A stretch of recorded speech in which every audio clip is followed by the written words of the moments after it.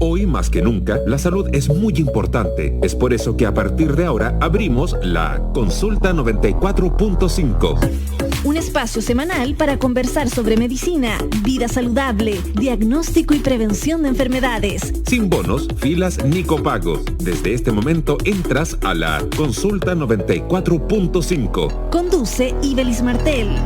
Un programa de Santiago TV y USACH 94.5. La radio de un mundo que cambia y se sana. Hola, ¿qué tal? Bienvenidos y bienvenidas a este espacio que abrimos en la 94.5 para hablar de salud y de medicina. Los vamos a estar acompañando este fin de semana para hablar de prevención de enfermedades, de distintos aspectos de la pandemia, por supuesto, y también del diagnóstico y tratamiento de variadas patologías. Hoy día en particular vamos a estar conversando sobre métodos anticonceptivos femeninos. ¿Cuál es la diferencia en la variedad disponible en el mercado? ¿Cuáles son los beneficios y las desventajas de unos y otros? Todo ello lo vamos a estar conversando y descubriendo hoy día en el programa. También vamos a estar hablando sobre las dificultades que impone la aparición de las nuevas variantes del coronavirus, como ya la conocida variante Delta, y por eso hoy vamos a estar conversando sobre la importancia del testeo preventivo, de no relajarse con las medidas de autocuidado, y queremos saber específicamente en qué consiste la estrategia de búsqueda activa de casos y diagnóstico precoz en la atención primaria, y para hoy día también vamos a estar conversando sobre aquello. Además, les recuerdo que estamos en santiagotelevisión.cl, estamos en radiosach.cl, también estamos en todas las redes sociales, estamos en Twitter, en Facebook, en Instagram, en YouTube, en todo el mundo virtual somos @radiosach y @santiago.tv, eso sí, Santiago abreviado, santiago.tv. Y también tenemos un WhatsApp, el WhatsApp de Radio Sach, donde ustedes nos pueden enviar sus mensajes, sus saludos, sus propuestas de temas que quieren que abordemos en el programa, y ese WhatsApp es +569 8881 5017, +569 8881 5017, y además no se olviden de bajar la aplicación de Radio Sach, porque ahí nos pueden llevar con ustedes a todas, pero a todas partes en su celular. Y además recuerden que este programa en particular, Consulta 94.5, además lo encuentran en Spotify, donde pueden revisar todos los capítulos que hemos hecho con este espacio para la salud y la medicina. Nosotros y nosotras nos separamos nada más que 2 minutos, nos vamos a una pequeña pausa y comenzamos a abrir esta Consulta 94.5. Esta semana en Miradas de Autor, El Infatigable. Es un documental que narra en la bahía de Valparaíso un testigo de numerosos naufragios, la historia de uno de los primeros barcos de la Armada de Chile, el Infatigable. A través de él, arqueólogos e investigadores develarán cómo era la vida cotidiana de Chile en siglos pasados. El Infatigable, en Miradas de Autor, lunes 22:30 horas por Santiago TV.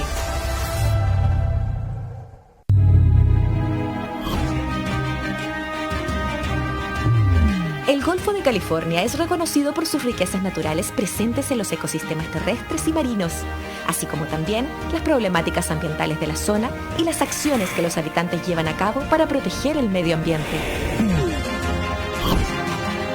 Tesoros del Golfo de California, jueves 21:30 horas por Santiago TV.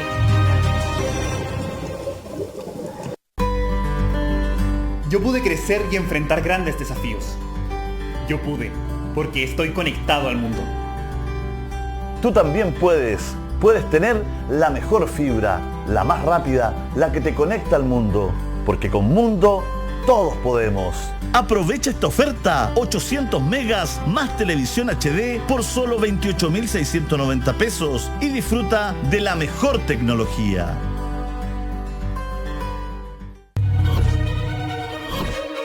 Hoy en Mysteries of the Giants conoceremos a los reptiles modernos, la anaconda verde, una serpiente de 6 metros de largo, y el dragón de Komodo, el lagarto más grande del mundo.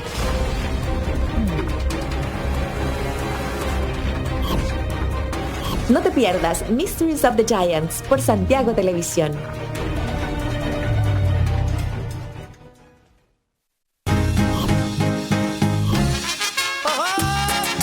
Quiero que conozcan La Vega, el Venecia y la historia, un poco la historia de nuestro país. En el año 64 mis padres se cambiaron, donde está actualmente el restaurante Guasenrique. De ahí llegó mi abuelo y se instaló con un negocio ahí en San Vicente, esquina Gorbea, que hoy en día se llama Restaurante El Hoyo.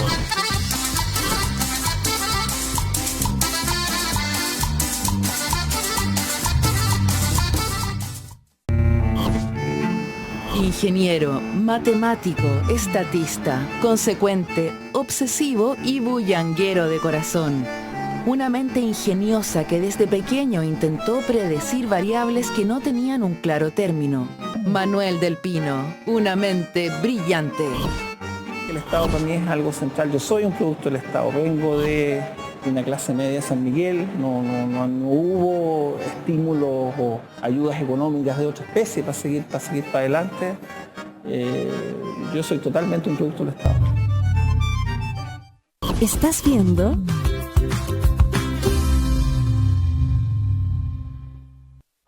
En la consulta 94.5 escuchamos la voz especializada de la Facultad de Ciencias Médicas de la USACH. Seguimos en Consulta 94.5 compartiendo temas de salud y de medicina. Hablamos hoy de los anticonceptivos femeninos porque cuando se trata de prevenir el embarazo y además evitar las enfermedades de transmisión sexual como el VIH, el virus del papiloma humano, las glamidias, entre varias otras, lo más seguro y conveniente es usar el preservativo masculino o condón. Pero cuando las mujeres buscan un método anticonceptivo que sea adecuado para cada una, son varios los factores que se deben tener en cuenta, por ejemplo, la edad, la condición hormonal y el número de compañeros sexuales. Hoy queremos hablar de las posibilidades que tenemos en términos de métodos anticonceptivos femeninos y para eso ya estamos conectados y conectadas con Verónica Flandes Vargas, quien es matrona y licenciada en obstetricia y puericultura de la Universidad de Santiago. Además, es magíster en salud pública con mención en epidemiología y también es diplomada en salud familiar. Su trabajo académico se enfoca en la anticoncepción y en los derechos sexuales y reproductivos. Verónica, bienvenida. ¿Cómo está? Bien, gracias. Un gusto.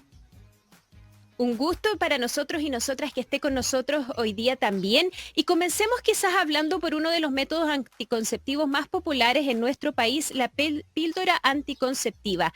¿Cómo funciona en nuestro cuerpo y cuáles son los cambios que tenemos que esperar en nuestro organismo femenino producto de su consumo? Porque hay varios mitos y también preocupaciones respecto a cuando uno recién comienza a consumir píldoras anticonceptivas o también cuál es la píldora más adecuada de acuerdo a nuestro organismo.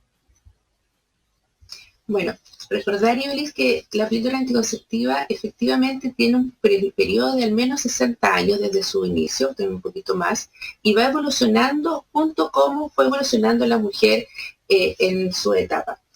Hoy en día las píldoras anticonceptivas, la mayoría contienen dos hormonas, con un nivel hormonal mucho menor que las iniciales, por lo tanto los primeros efectos adversos que encontraban las mujeres en los años 70, 60, 70, hasta 80, han ido disminuyendo, sin embargo han pasado algunos mitos de generación en generación. Lo más importante es reconocer que el uso de la píldora anticonceptiva no es un aumento de hormonas para el organismo, todo lo contrario, lo que hace la píldora anticonceptiva es inhibir ciertas hormonas, y en eso se incluye el estrógeno y la progesterona, por lo tanto es una dosis menor. Uno paulatinamente tiene menos dosis que si no tomara ningún método anticonceptivo hormonal. La acción, entonces, es inhibir estas hormonas que es folículo estimulante, que estimula el ovario para que ovule. Al inhibir esa hormona no hay ovulación, por lo tanto, la eficacia del método anticonceptivo es muy alta cuando lo uso de manera correcta. Ya, perfecto. Ahora, sí. Ahora, cuando el doctor nos receta una píldora o una marca en particular o un tipo en particular de píldora anticonceptiva, ¿cómo saber de qué es la adecuada para nosotros y que, por ejemplo, no está teniendo efectos en el número de dolores de cabeza que estamos teniendo, en el acné en nuestra piel o también en la retención de líquido, que entiendo son algunas de las consecuencias que también se pueden ver afectadas o impactadas por el consumo de píldoras anticonceptivas. ¿Cómo saberlo? Mira, saber así a ciencia cierta previamente al inicio es muy difícil. No hay exámenes de sangre ni laboratorio que nos permita. Esto es muy parecido, para ejemplificar, cuando a uno le duele la cabeza la primera vez, no sabe si le va a servir el paracetamol, el ibuprofeno, la aspirina, y otros que pueden ir evolucionando en generaciones. Por lo tanto, las píldoras anticonceptivas, la inicial, por lo menos el gol estándar que se ocupa, tiene un estrógeno y una progesterona, estrógeno etinilestradiol, progesterona que es levonorgestrel.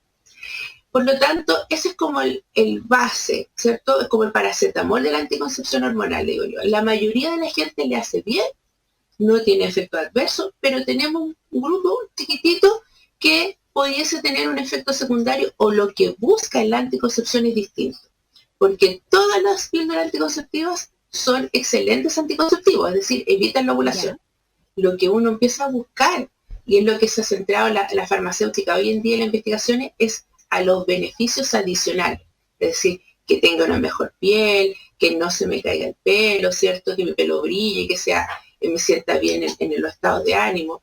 Y ahí es donde empiezan a buscar distintas combinaciones de, habitualmente, el mismo etinilestradiol, pero con distintas progestinas, es decir, con distintas hormonas sintéticas que se parecen a la progesterona, pero que van a actuar en distintas partes del organismo. O sea, hay algunas que evitan la retención de líquido, algunas que pueden evitar el cambio de ánimo, y ahí uno empieza a buscar, en este caso el ginecólogo o la matrona, según lo que busca la persona, cuál de las opciones que existen en el mercado puede funcionarle mejor.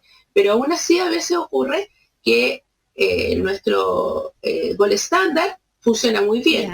Y a veces, aunque tú pases por todas las marcas comerciales, vuelves a tu gol estándar, que es más, que está más estudiado, que además es más económico. Perfecto. Y cuando hablamos de gol estándar nos referimos a aquello, lo básico, ¿no? El punto de partida para poder comenzar a utilizar este método anticonceptivo. Nos pregunta Florencia, dice que tiene 23 años y que desde comenzó a tomar píldoras anticonceptivas engordó. ¿Debiese cambiar las pastillas? ¿Es retención de líquido o las pastillas hacen que uno acumule más grasa en el cuerpo y que uno engorde? ¿Qué le podemos decir a Florencia? Hay mucho temor en el consumo de pastillas anticonceptivas precisamente por el aumento de peso. Precisamente en el aumento de peso hay una constante que se ha investigado, donde el único factor que se hizo un estudio de retrospectivo, se controló a muchas mujeres por muchos años, de tal manera que de las que usaban método anticonceptivo hormonal y las que no usaban. Y lo único que se logró determinar es que la forma para subir de peso es el envejecimiento. O sea, cada vez que nosotros vamos envejeciendo, vamos subiendo de peso, sin hacer ningún cambio en nuestro patrón. O sea, si nosotros hiciéramos todos los días por 20 años, subiríamos aproximadamente entre 10 a 12 kilos en esos 20 años, aunque no hayamos cambiado nada. Y aunque hagamos ejercicio, en definitiva. O sea, si yo parto, por ejemplo, en el primer año caminaba 5 kilómetros y el año 20 sigo caminando mis 5 kilómetros, igual voy a subir de peso. O sea, el envejecimiento por sí solo es el aumento de peso. Entonces, ese es el primero. Si decimos, a los 17 años comencé a tomar píldora anticonceptiva, yo ya a los 22 tengo 4 kilos más que a los 17, es parte del envejecimiento. Ya. Efectivamente, hay otra situación que ocurre, que es la retención del líquido, ¿sí? Y lo estábamos conversando inicialmente. Hay píldoras anticonceptivas que evitan la retención de líquido. ¿Por qué? Porque durante el mismo mes del ciclo menstrual, en una mujer que no usa ningún método anticonceptivo, nosotros si nos pesamos el día 1, el día 14 y el día 28, vamos a tener hasta 2 kilos de diferencia. Entonces, eso también es importante, porque hormonalmente, los cambios hormonales y cíclicos van a hacer que post menstruación tenga un peso, en la ovulación tenga otro, y previo a la siguiente menstruación voy a estar con más edema, voy a tener un aumento de irrigación a nivel uterina, por lo tanto me voy a sentir como es más hinchada, las mamas también más edematosas, ¿cierto? Congestiva, y eso es natural.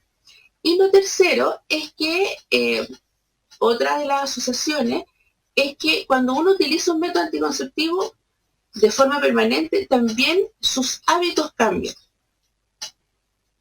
Hay un estudio que dice, no recuerdo el autor, pero dice que una de las condiciones para que la mujer suba de peso es tener pareja.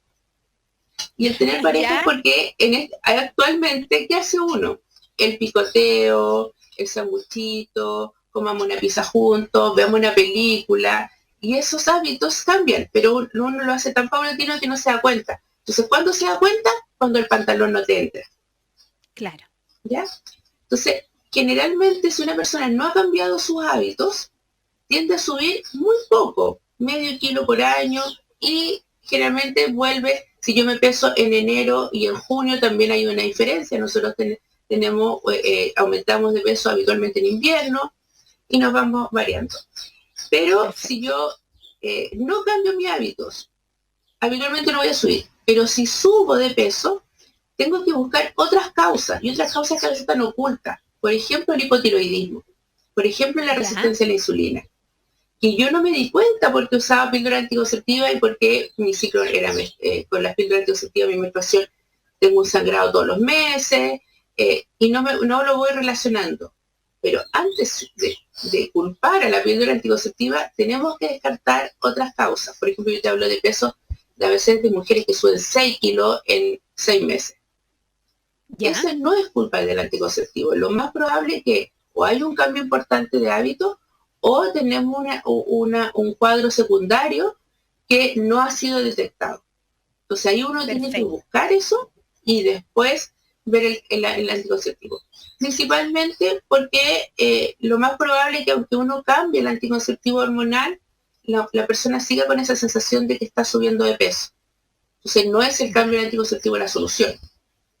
Perfecto. Ahora, el anticonceptivo, las píldoras anticonceptivas son populares, diría yo, en nuestro país. Es la sensación que al menos yo tengo y usted me puede corregir en ello, pero también hay otras posibilidades. ¿Por qué elegir la píldora y, por ejemplo, no elegir, qué sé yo, el anillo vaginal, el dispositivo intrauterino, el diafragma?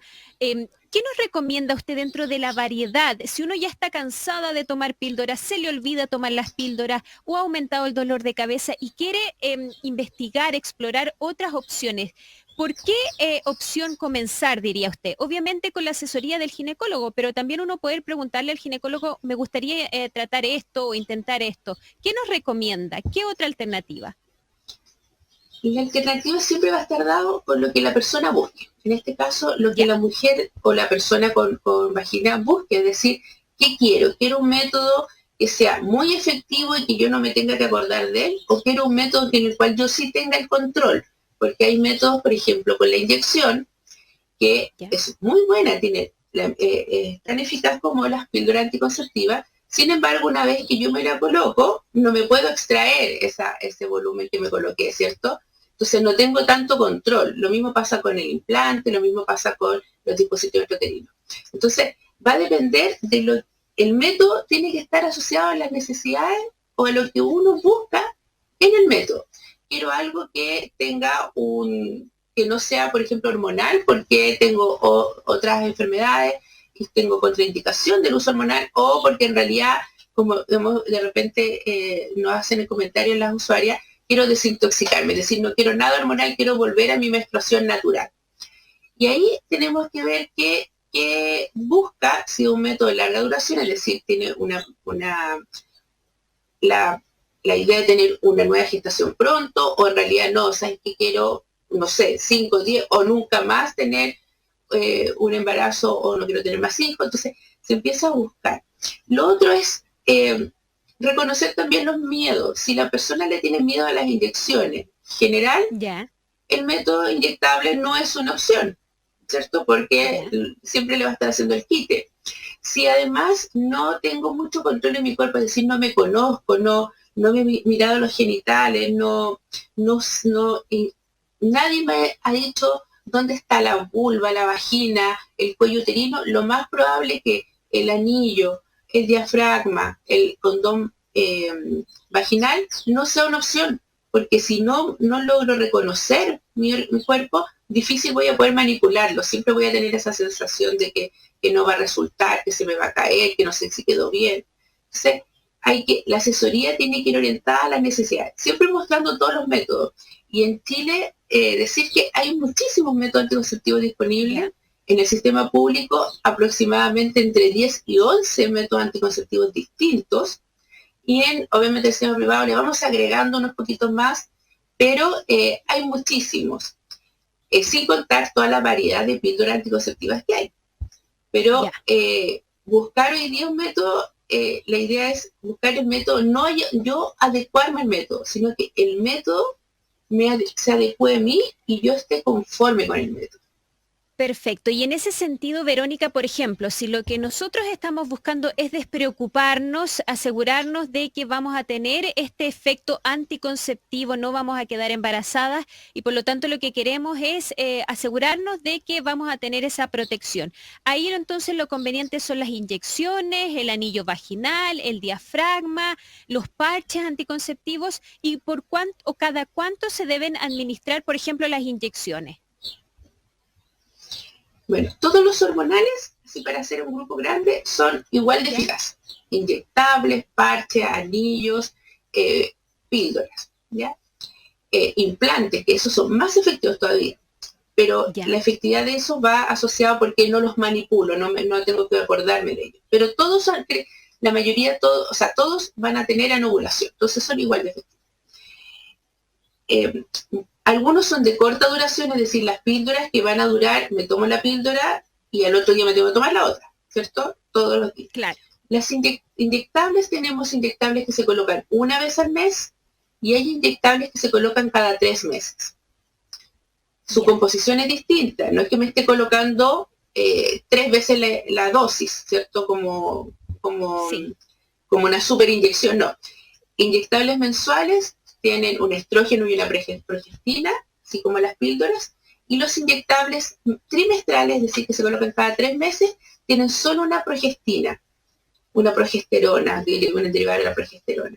Por lo tanto, también apunta a 2 tipos de personas a lo mejor distintas.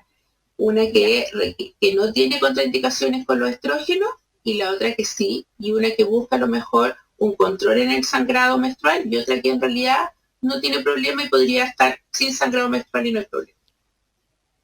Perfecto. Ahora, por ejemplo, el dispositivo intrauterino, ¿para quiénes lo recomendaría usted? Para todas las personas que quieran colocarse. No hay una contraindicación absoluta. En nivel hormonal, las que son hormonales, sí tenemos contraindicaciones que van, el primero que corre para todos, cáncer de mama. Ninguna persona, ninguna mujer con cáncer de mama podría utilizar un método hormonal, independiente de la vía de administración. En el caso de los dispositivos intrauterinos, el dispositivo té con cobre, porque no es duro, es blandito, tiene un filamento de cobre, lo puede usar cualquier persona que no tenga ninguna alteración en la cavidad uterina, es decir, que el dispositivo pueda quedar en la cavidad uterina. Si yo tengo un mioma más o menos grande o un útero bicórnico, es decir, que tiene como una división el útero que está dividido así, como que fuera como un útero con forma de corazón, no lo podría ocupar porque el dispositivo no queda en el lugar donde tiene que estar. Pero puede utilizarlo cualquier mujer independiente de la edad, a partir obviamente de su menarquia. Puede utilizar una persona que no haya tenido nunca una gestación ni un aborto, o sea, no es necesario.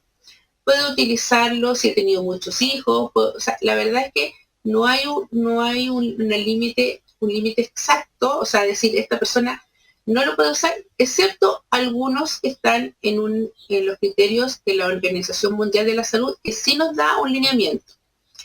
Entonces, cualquier consejería anticonceptiva la persona que está haciendo la consejería debe conocer las indicaciones, las recomendaciones de la Organización Mundial de la Salud y la norma de regulación de la fertilidad en Chile que se basa en la de la OMS.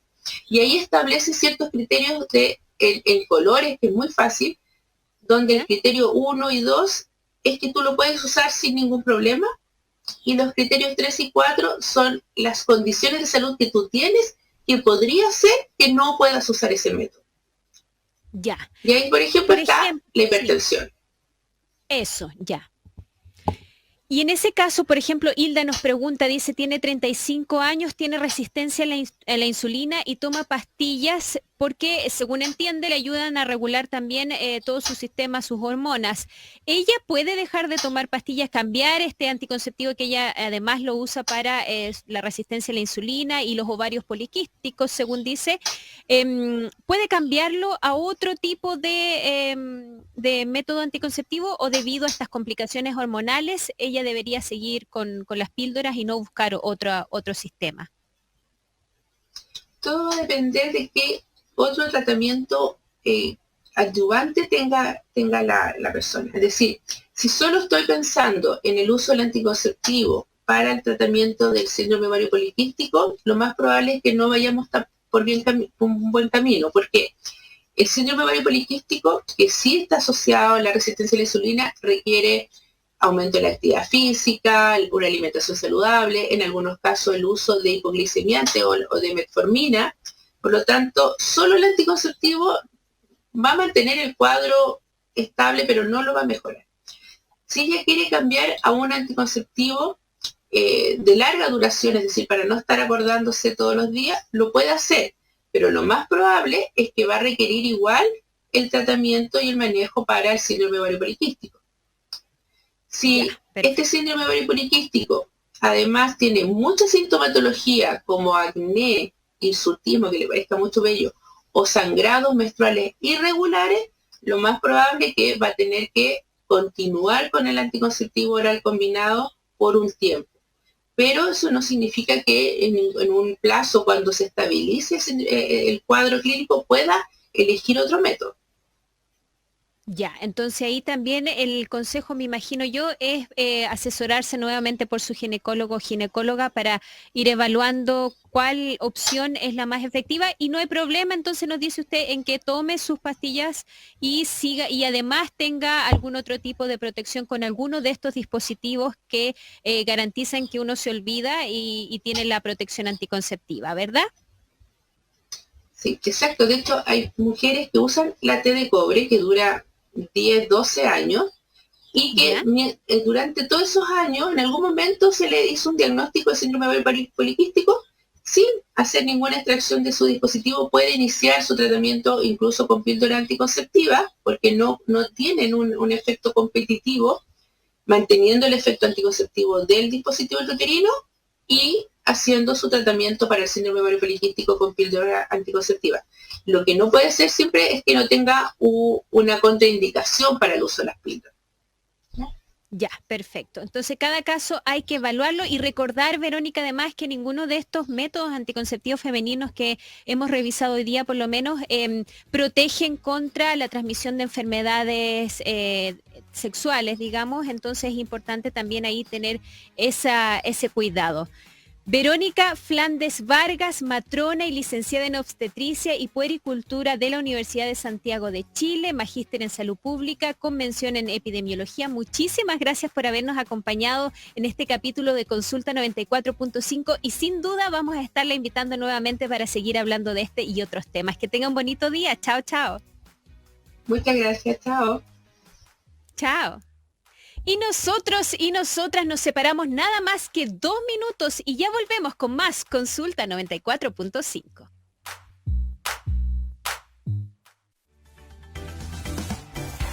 En Mundo celebramos las 500.000 familias conectadas a nuestra fibra.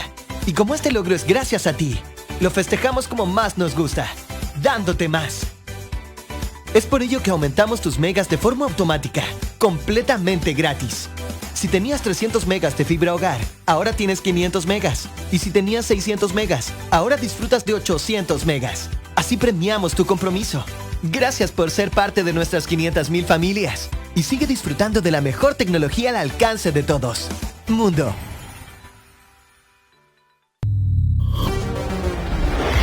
¿Por qué las personas determinan que la información es real sin importar su factibilidad? ¿Es la justicia el campo para recuperar la confianza en nuestras instituciones? Wendy Chun y Tomás Pérez de Acle en Charlas del Futuro, martes 18:30 horas por Santiago TV. Esta semana en 35 milímetros presentamos el cortometraje de Gregorio de la Fuente, una película del director Raúl Venegas que nos relata de manera biográfica la vida y obra del destacado pintor y muralista. Gregorio de la Fuente en 35 milímetros, martes 22 horas por Santiago TV. Reciclar juguetes, estoy hablando de juguete usado, ¿no? O el juguete antiguo. Tiene una carga que ya trae desde otra época de la infancia de alguien, ¿no? Los paisajes que realizo normalmente son paisajes donde se ha enfrentado como el hombre con la naturaleza.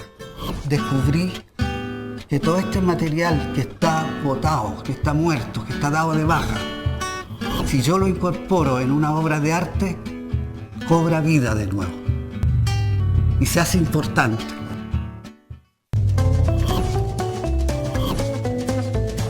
Edgar y Lupe son dos divertidos personajes que entrevistan a poetas, novelistas, ensayistas y actores con inusuales preguntas. ¿Los actores comen antes de salir a actuar o comen después? Sumérgete en los libros con Edgar y Lupe, todos los fines de semana en el Kim Cantú por Santiago TV.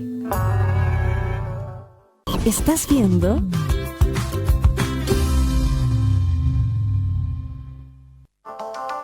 A partir de ahora te recetamos la cápsula informativa. Información relevante para la consulta 94.5.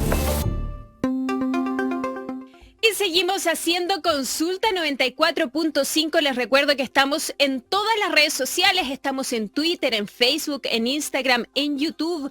Nos pueden encontrar como @radiosach y @santiago.tv. En particular en el canal de YouTube de Santiago Televisión, que es @santiago.tv. Santiago, eso sí, abreviado. Pueden encontrar todos los capítulos de este programa Consulta 94.5 y además compartirlos con sus familiares, sus amistades, si hay algún tema en particular que a ustedes les interese. Les recordamos además que estamos en Spotify y en las plataformas de podcast también nos encuentran con el nombre de este espacio dedicado a la salud y a la medicina, llamada Consulta 94.5. Además les recordamos que tenemos un WhatsApp donde ustedes nos pueden dejar sus mensajes, sus preguntas para nuestros invitados y ese WhatsApp es el +569 8881 5017, +569 8881 5017 y seguimos compartiendo temas de salud y de medicina porque una revisión realizada por investigadores nacionales a más de 200 estudios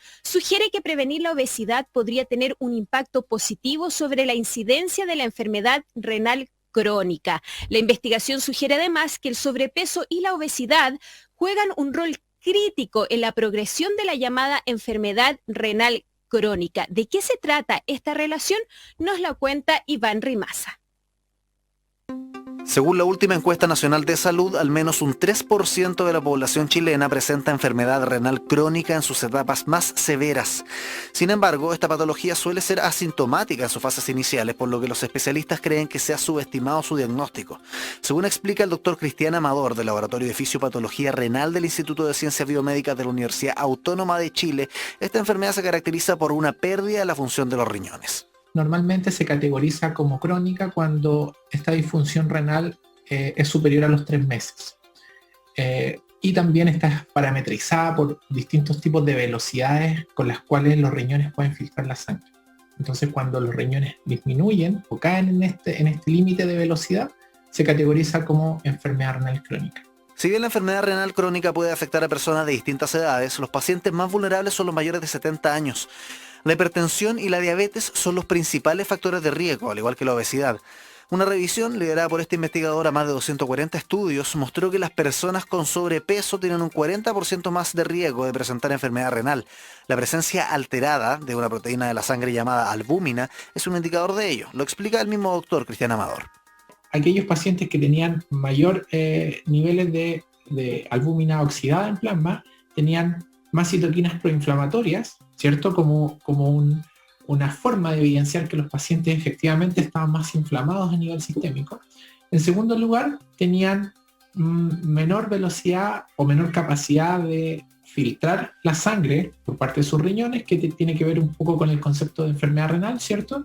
Y en tercer lugar, tienen niveles de una proteína llamada ENGAL, que es la que nosotros estudiamos en el laboratorio, aumentada. Y esa proteína ENGAL, lo que nosotros hemos visto en el laboratorio, en proyectos que hemos desarrollado desde hace 5 años, es que esa proteína efectivamente es un marcador de daño renal y justamente está aumentada no tan solo en el plasma, sino que también en la orina en aquellos pacientes que tienen una pérdida de la función renal. El mismo investigador entrega recomendaciones para evitar el desarrollo de la enfermedad renal crónica o bien su progresión. Un alto consumo de agua, ¿sí? Se recomienda beber una buena cantidad de agua, ojalá más de 2 litros al día, lo cual nos va a ayudar justamente a la filtración renal y a la eliminación de desechos tóxicos de la sangre. En tercer lugar, evitar, por ejemplo, el consumo de cigarrillos, ¿cierto? El excesivo consumo de sal. Se sabe que el aumento de sal en la dieta es un factor de riesgo para la progresión de la hipertensión arterial y de la enfermedad renal. Entonces, cuidarse también en ese sentido de evitar el cigarrillo y evitar un alto consumo de sal. Según el experto, la actividad física es primordial. También es importante que los pacientes hipertensos monitoreen su presión y aquellos con diabetes controlen su glicemia para evitar daños a sus riñones.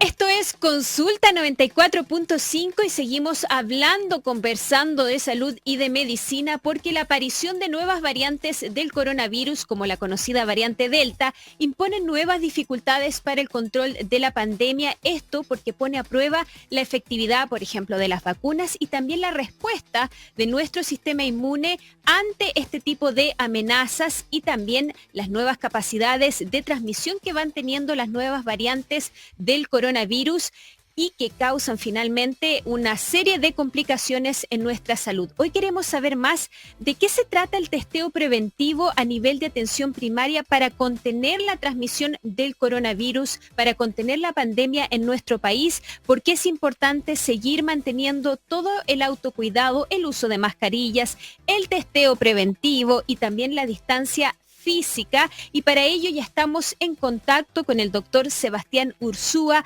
referente de testeo en trazabilidad y aislamiento de la atención primaria de salud del Servicio de Salud Metropolitana Central. ¿Cómo está, doctor? Bienvenido al programa. Hola, muchas gracias, Ibelis. Estoy muy contento de que me hayan invitado a poder hablar de este tema y bueno, quiero darle un saludo a todas las personas que nos están escuchando y viendo a través de Radio USACH y Santiago TV. Muchas gracias por estar aquí, gracias por el saludo y comencemos por lo básico, doctor. ¿De qué se trata este sistema o esta estrategia más bien de testeo y trazabilidad y aislamiento de los casos de manera preventiva? ¿En qué consiste?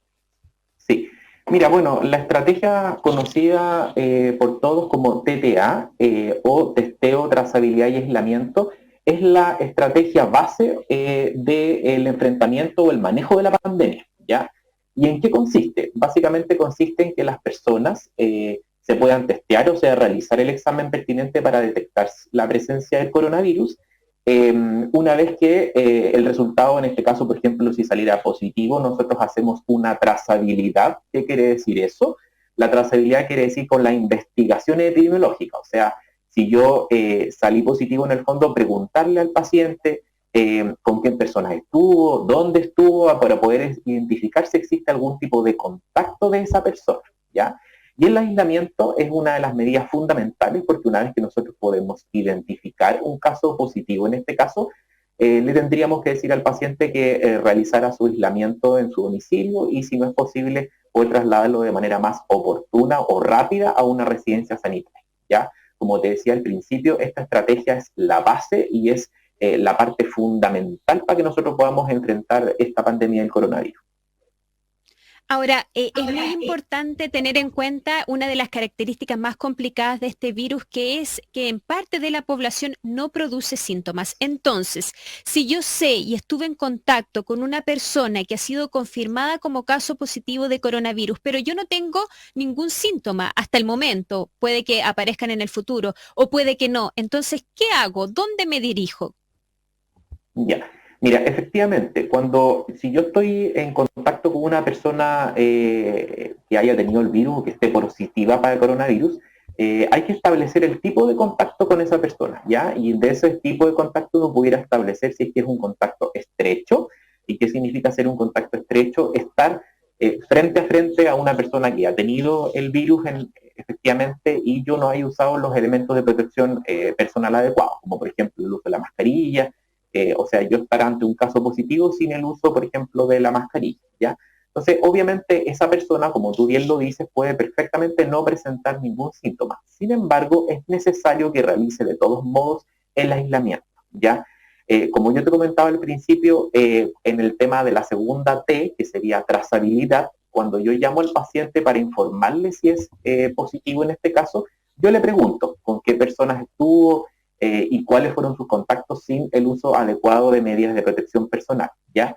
Y una vez identificados estos casos, yo llamo a los pacientes en el fondo o a estos contactos de este caso índice y les informo lo necesario. Y eso lo hacemos a través de los diferentes dispositivos de salud que están desplegados a nivel de todo el país. Perfecto. Ahora, por ejemplo, si a la persona se le olvidó que yo estuve en contacto con ella, se le olvidó mencionarle a la persona que lo llama para hacer la trazabilidad, digo, y yo sé que estuve en contacto con esa persona, ¿qué hago? ¿Dónde me dirijo nuevamente? ¿Y cuáles son los requisitos, los documentos para realizarme el examen? ¿Qué me van a pedir? Sí, mira, en general cuando tú me mencionas una pregunta súper importante, si yo en el fondo tuve un contacto y me gustaría realizarme un examen, yo me puedo dirigir a los diferentes puntos que tenemos establecidos en la red para realizar la toma del examen. Ya estos puntos nosotros los hemos distribuido, están nombrados en nuestras redes. A la toma del examen, ya estos son operativos en diferentes lugares para que todos tengamos acceso al examen, ya, y para eso basta que nosotros pudiéramos llevar en el caso de tener nuestro carnet de identidad, las personas que no presenten su carnet de identidad, por ejemplo, la situación de migrantes o extranjeros, pueden perfectamente llevar su pasaporte.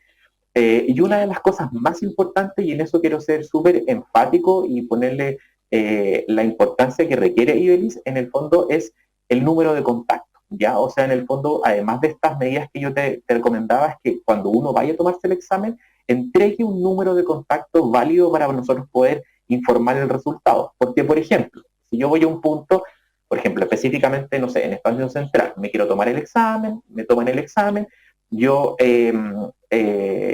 tengo el resultado en 1 o 2 días después, y en el laboratorio me quieren informar a mí el resultado de mi examen. Y si yo no dejo un contacto, un número válido para poder comunicarme, no voy a saber efectivamente, o va a ser muy difícil darnos el resultado de este examen, ¿ya? Por eso quiero darle importancia a la gente que cuando se tome sus exámenes en estos operativos que nosotros realizamos o en los centros de urgencia desplegados de la red del Servicio de Salud Metropolitano Central, dar un número de contacto válido y que esté totalmente operativo para nosotros poder informarle después el resultado de su examen, ¿ya? Perfecto. Entonces, cuando hablamos de estos puntos a los cuales la gente se puede acercar, estamos hablando de los SAPU y además, ¿cómo me entero de los operativos que ustedes tienen o que cualquier servicio de salud tiene para poder ir a realizarme el examen? Mira, efectivamente nosotros contamos en la red con servicios de atención primaria de urgencia, ¿cierto? Donde en los diferentes servicios de atención primaria se toma el examen, por supuesto, ante una consulta sintomática. ¿Ya? O sea, si yo presento un síntoma, yo voy a nuestros servicios de urgencia de atención primaria y le explico los síntomas al médico o a la persona que esté atendiendo en la entrada y se realizará el examen, ¿ya? Además, y en conjunto a esto, nosotros además realizamos diferentes operativos a nivel de toda la red del Servicio de Salud Metropolitano Central, que a esto nosotros le llamamos puntos VAC, que se llama VAC, Búsqueda Activa de Casos. O sea, en el fondo, ¿Ya? la idea es que la gente se motive a poder testearse y acuda a estos lugares donde nosotros estamos realizando los testeos, ¿ya? En general, ¿dónde podríamos nosotros informarnos? Bueno, las diferentes redes sociales del servicio, tanto Instagram, Facebook o las plataformas que nosotros tenemos dispuestas para esto, sale toda la información de cuanto a los horarios, el lugar específico donde va a estar, y para esto nosotros vamos publicándolo de manera oportuna todas las semanas, ¿cierto? Para que la gente pueda conocer dónde va a estar el operativo, ¿ya? Los operativos están pensados en ponerlo en las personas a lo mejor donde hay una mayor incidencia de casos, por ejemplo, o lugares estratégicos, como por ejemplo, no sé, supermercados, cerca de una feria, a lo mejor al lado de un colegio, o sea, lugares donde uno interesaría testear a más personas para poder identificar un posible caso, como te mencionaba al principio. Perfecto. Ahora usted hablaba hace un rato de la población migrante. Cuando yo, y es importante destacarlo porque la población migrante es parte importante de lo que somos hoy día como nación también. Entonces, si yo soy extranjero y no tengo regularizada mi situación, ¿puedo acudir simplemente con el pasaporte? Y hay mucho temor de que los servicios públicos están conectados. ¿Arriesgo yo que al no tener mi situación regularizada haya algún traspaso de información en las distintas reparticiones públicas? Porque eso también puede implicar que muchas personas no vayan a testearse y por lo tanto estén propagando igualmente el virus. ¿Cómo se trata esa situación? Sí, mira, es una muy buena pregunta porque, bueno, nuestra población se ha incrementado con el último tiempo y la presencia de migrantes, como tú recién mencionabas, ¿cierto? Es algo muy importante. Sin embargo, esta estrategia de testeo y el manejo de la pandemia lo realizamos entre todos, ¿ya? Entonces, por eso es importante que también las personas que son migrantes y quieran realizarse su examen lo hagan con toda seguridad, ¿cierto? Como les mencionaba anteriormente, pueden hacerlo perfectamente con su pasaporte. La información que nosotros realizamos con respecto a los exámenes, recuerden que es una atención de salud médica y eso es algo confidencial.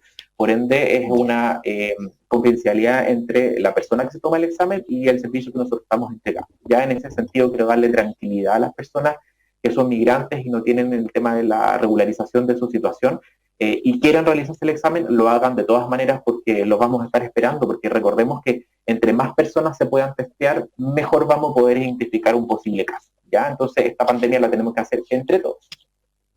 Y eso se extiende también para la vacunación, doctor. Las personas actualmente sin su situación regularizada en el país, ¿pueden vacunarse con su pasaporte simplemente? ¿Cómo eso funciona actualmente? Sí, mire, en general, bueno, además del tema del testeo, otra de las estrategias para el enfrentamiento de la pandemia es el tema de la vacunación, por supuesto. Recordemos que entre más personas se puedan vacunar, mejor o pronto tendremos el tema de la inmunidad y eso sin duda será una notoriedad en la disminución de los casos, ¿ya? Entonces es una segunda estrategia que hay que tenerlo muy presente y como tú recién nombrabas, efectivamente las personas también pueden acceder a la vacuna, tienen que dirigirse a los puntos que nosotros tenemos preparados para esto, que también, al igual que los puntos de búsqueda activa de casos, como mencionaba anteriormente, también los disponemos en nuestras redes sociales del Servicio de Salud, Facebook, Instagram, nombrando los puntos de vacunación. Entonces yo también invito a las personas migrantes que se dirijan a estos puntos porque es muy importante que todas las personas, independientes de su nacionalidad, situación previsional, se puedan vacunar porque el coronavirus nos puede atacar a todos, ¿cierto? Y ahí no discrimina de acuerdo a nuestra condición, ¿ya? Sin duda, sin duda. Entonces que vayan con tranquilidad porque en el caso de la vacunación también eso es confidencial, ¿no? Exactamente, así que los invito para ambas situaciones a acudir sin problema. Estamos conversando con el doctor Sebastián Ursúa del Servicio de Salud Metropolitano Central a propósito de la estrategia de testeo y trazabilidad que es muy, muy importante para poder contener la pandemia. Nos pregunta Juan, dice, soy taxista y me gustaría hacerme un PCR. ¿Tengo que pagar si voy a alguno de los operativos que está mencionando el doctor o si voy al SAPU? ¿Hay que pagar, doctor? Mira, súper buena pregunta la que nos hace Juan, porque es algo que se repite bastante, el tema de que sí que es necesario pagar ante un toma de examen, y no, ¿ya? Les quiero recordar que el examen de toma de PCR es gratuito para todas las personas en los diferentes puntos que tenemos desplegados Así que invito a don Juan, que es taxista, y le agradezco mucho su pregunta, que asista sin problema porque es un examen que es de manera gratuita, así que no se preocupe por ese tema, ya lo vamos a estar esperando. Doctor, si las personas, por ejemplo, en particular quizás las personas mayores o quienes no tienen acceso a Internet, porque uno asume que hoy en día todo el mundo tiene acceso a Internet y no es ese el caso necesariamente, para saber de estos operativos o para saber del centro de atención más cercano que pueden tener a sus domicilios, ¿es posible llamar, por ejemplo, al Fono Salud Responde y poder ahí que a uno le orienten dónde acudir, qué operativos se están realizando en la comuna donde uno vive? ¿Es esa una opción? Aprovechamos de decir, el Fono Salud Responde es el 600-360-7777, 600-360-7777. ¿Es una opción para encontrar orientación ahí, doctor? Sí, efectivamente, como tú dices, las personas que no disponen de Internet o que no tienen un buen manejo con el tema de redes sociales, sabemos que eso es algo que va cambiando continuamente, pueden perfectamente llamar al número que tú refieres. Y también los invito a, ya que tienen sus centros de salud, consultorios, spam, cerca de donde están viviendo, también pedir información en esos lugares, ¿ya? Recordemos que si nosotros tenemos un buen conocimiento de nuestro centro de salud, perfectamente podemos preguntar y ver efectivamente dónde está desplegado el operativo si no tengo acceso a Internet o no puedo acceder al tema de las redes sociales, ¿ya? Entonces, la idea es tratar de buscar la información por todas las vías posibles para poder yo testearme de manera precoz, ¿ya?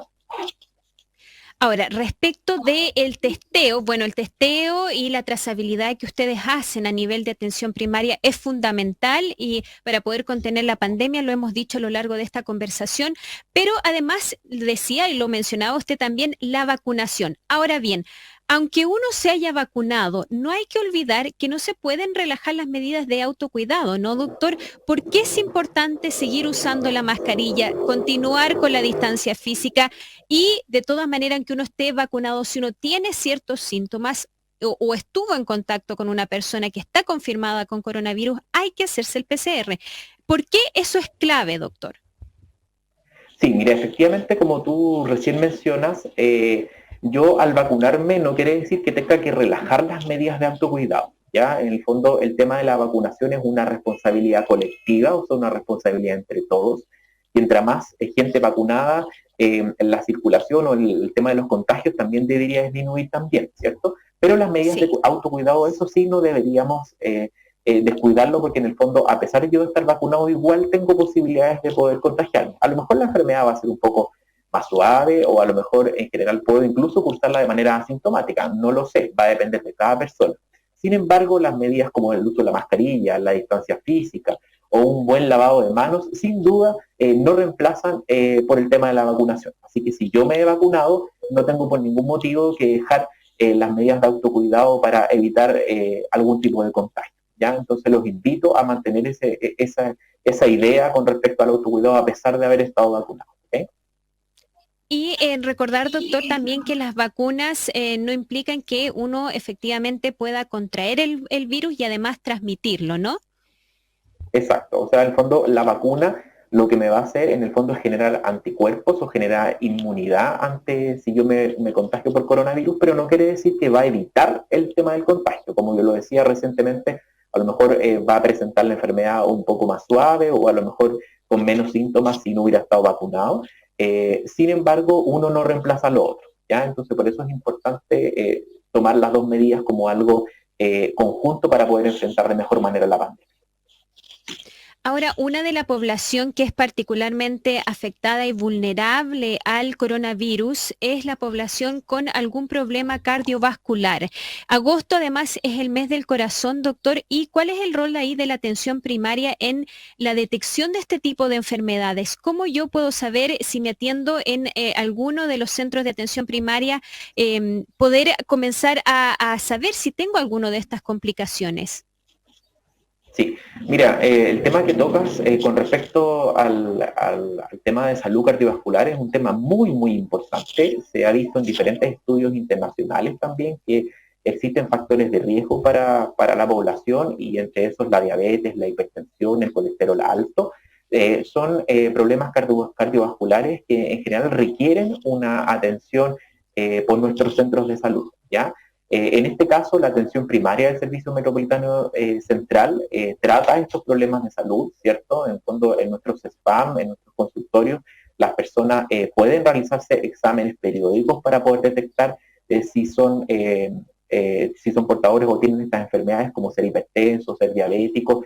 Realizamos diferentes operativos de pesquisa en los centros, o sea, con toma de exámenes preventivos con respecto a estas dos enfermedades cardiovasculares, ¿cierto? Toma de presión, toma de azúcar, toma de colesterol, son cosas que nosotros realizamos en los centros para así detectar de la manera más precoz posible si un paciente presenta estas enfermedades, ¿ya? Sobre todo, y quiero poner un ejemplo bien concreto, por ejemplo, si mis padres son hipertensos o diabéticos, y yo soy una persona que en verdad también puedo tener factores de riesgo. Recordemos que a veces nos enfermamos de lo que nos enferman nuestros padres, ¿cierto? Entonces, por eso es interesante tratar de consultar de la manera precoz y hacerse los exámenes de manera periódica en nuestros centros para detectar si yo efectivamente tengo alguna de estas enfermedades, ¿ya? Fantástico.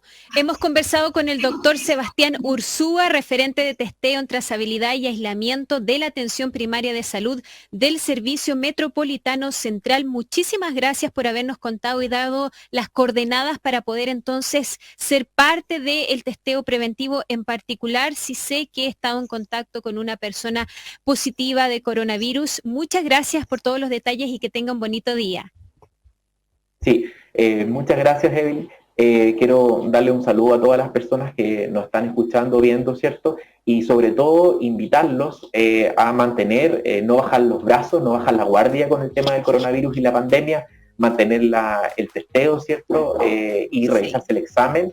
Recordemos que eso nos da más seguridad de poder actuar y bueno, tener más libertades, ¿cierto? También implica tener más responsabilidades. Entonces, por ende, los invito y los dejo cordialmente a realizarse todos los exámenes y mantener las medidas de autocuidado. ¿Bien? Muchísimas gracias. Chao, chao. Chao, que estén muy bien. Adiós. Gracias. Y nosotros y nosotras hemos llegado al final de Consulta 94.5. Muchísimas gracias por habernos acompañado. Recuerden que estamos el próximo sábado a las 10 de la mañana en Radio Usach y además nos pueden ver cada domingo a las 10 de la mañana también en Santiago Televisión. Un agradecimiento a todo el equipo de Santiago Televisión y Radio Usach por la puesta al aire de este espacio. Nosotros y nosotras nos encontramos el próximo fin de semana. Chao, chao. Es momento de cerrar la Consulta 94.5, nuestro espacio semanal para conversar sobre medicina, vida saludable, diagnóstico y prevención de enfermedades. Sin bonos, filas ni copagos. Esto fue Consulta 94.5. Siempre en Santiago TV. Usach 94.5, la radio de un mundo que cambia y se sana.